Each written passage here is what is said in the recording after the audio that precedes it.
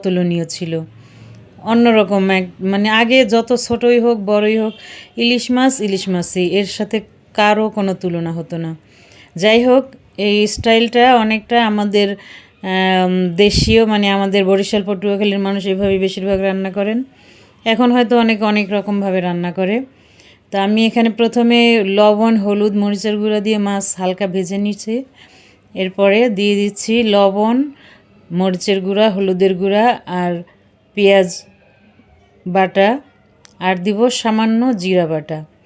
এটাই ইলিশ মাছের আজকের যে ভুনা সেটার মশলা। এখন এই ঝোলটা আমি এভাবে রেডি করে নিচ্ছি, আগে মশলা দিয়ে পানি দিয়ে মেখে, তারপরে মাছ ভাজা হয়ে গেলে ওটার উপরে দিয়ে দিব। ইলিশ মাছ দিয়ে আসলে সব ধরনের তরকারি সব কিছুই ভালো লাগে। তো আজকের মাছটা খেয়েছি, ভালো লেগেছে, কিন্তু আগের সেই স্বাদ বা ওরকম মজা আমার কাছে কেন যেন লাগেনি।